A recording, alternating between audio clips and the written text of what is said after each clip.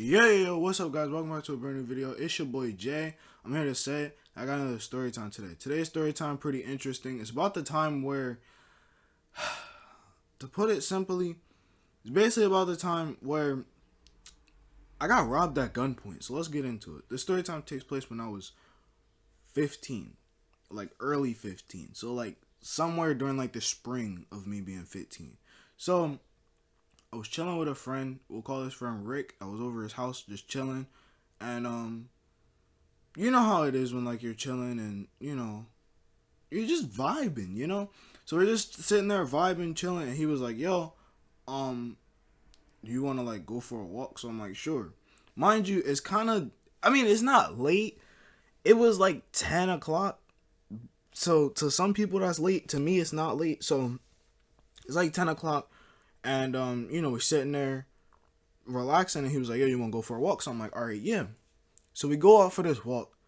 And, we put our jackets on and stuff. We put our shoes on, go for this walk. So as we're walking, I remember the area that Rick lives in is notorious for people getting robbed. Like, people get robbed left and right. It's to the point where, like, there are certain things that, like, you do. And, like, even Rick's mom was like, "Yo, if you if you go out, don't bring anything expensive with you, because if you get robbed, you're not getting it back. Like, you don't want to get robbed." And I was like, "All right." So we walking, and I see like this one dude. It's just one dude.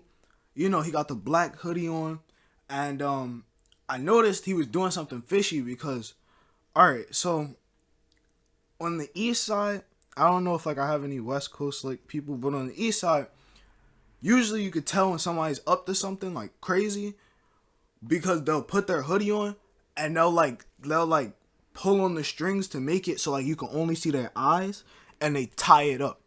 And usually people do that whenever they about to rob somebody, fight somebody. It's basically so that way if there's any cameras or witnesses there, they don't see the person's face. So he was doing that, and when I seen him doing that, I was like, "Yo, Rick," I basically tapped him on his shoulder, and he looked at me and he was like, "What?" And I was like, "Bro, Rick, you see what he doing? Nah, it's time to get up out of here. It's time to get out of here." So me and Rick, we go to slowly turn around. As we turn around, all I hear is, "Yo, wait up." Me and Rick instantly take off running. So we start running like back to Rick's house. We running. Mind you, at this point, we're probably a good 6 blocks away. So we're running. We get like to like that 5th block, that 4th block. We running. Rick looks behind him and he's like, yo, he's still chasing us. And when he said that, like, I just look back and I see him reach for like his wristband. Not his wristband, his waistband. Basically, reaching for the burners. If you don't know what a burner is, it's a gun. So he reaching for the burner. So we running, and I was like, "Rick, we got to cut this corner." So the way that the street was set up was, it was basically like a street, but it was a little side street. All right, so it was like a main street, but since it was like kind of late, there was no cars really coming down it. Then there was like a side street. So we cut through this side street. On the side street was basically everybody's like backyards and stuff like that. But there was this gate. The gate basically led to an alleyway. The alleyway led to a different street that was like a block over.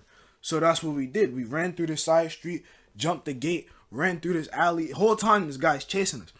Before we can get to the side street, all we see is a car pull up, and like we see like 2 dudes hop out, and they're like, yo, don't move. So I'm like, "Yo, I'm not trying to lose my life over a simple robbery." So I'm basically like, "Yo, what y'all want, dog? Like, for real, like, what you want?" And he's like, "Bro, just give us anything you got." And I'm like, "I don't have anything." So the dude who was chasing us, he catch up to us, and he like, bow, like he just hit my friend, because I see him like fall, and I'm like, "Dang." So I try to like basically make sure my friend is okay. I'm trying to make sure Rick is okay. So Rick, he basically like, I went to go like basically get him up, and I just felt like something hit like my side, and like the guy pushed me up against the wall. And when I looked, it was a 38. If you don't know what a 38 is, it's a revolver. It's like one of them revolvers. But y'all should know what a revolver is. It's basically like, 38. Look it up. A 38 gun. So he had a 38 and he was like pointing it into my side. So I'm like, dang. Cause now I really can't get away cause he gonna shoot me. So I'm like sitting there. He pat my pockets down. He see I don't got nothing. And then he pat my friend pockets down. And my friend always would brag about having 2 phones. I don't know why I keep saying my friend and I already gave him a name, Rick. So Rick basically kept having, like, he would always brag about having 2 phones. And this is the day where he actually had 2 phones on him. He had his phone, which was off, and then he had his mom's phone, well, her second phone. And basically that was used for, like, if something like this happened. They take both phones, just snatch them. And, like, when they take the 2 phones, I was like, dang. Because, now we can't call his mom and be like, yo, come pick us up. Now we really got to walk back. So, as we getting robbed, he basically like, yo, bro, stop. And he, like, basically, they took one phone. And when they went to go take the other one, he basically grabbed his pocket to, like, close it to be like, nah, you can't take this. So, he's, like, doing that. And they was just like, yo, bro, come on. So, all I hear is, like, the 38 get, like, cocked back. And he just, like, pointed it inside, like, at Rick's face. He's like, yo, you don't want to die over this phone, right? And I'm like, Rick, bro, calm down. Listen, you could buy another phone, bro. Like, just let him take it. So that's what he did. He let go of his pocket. They took the phone. And then that's when they basically, like, got back in their car, drove off. And Rick was just like, yo, bro, why would you let him take my phone? And I'm like, bro, would you rather your phone or your life? Like, he had a whole gun on him. Like, you don't want to die over some stupidness. He was like, alright, bro, fine. And we walked back to Rick's house. I wound up spending the night over his house. In the morning we told his mom. His mom was just like, I told y'all, don't bring anything expensive because you could really get robbed. But I'm just happy that y'all, left with y'all life. Like, y'all not dead. And yeah, so moral of the story, if you go on walks at night, make sure you bring, like, something to protect yourself. And also, don't bring anything expensive, because me, I didn't get robbed or anything. I didn't have nothing on me. Even though I did have expensive stuff at the time, I left it at, like, his house. So if I did get robbed, like I did in the story, I basically didn't have anything that they would like. So it'd be like, dang, this is an empty lick. So yeah, moral of the story is just be safe out there. If you do get robbed and you happen to have something expensive on you, just give it up. Your life is not worth an iPhone. And yeah.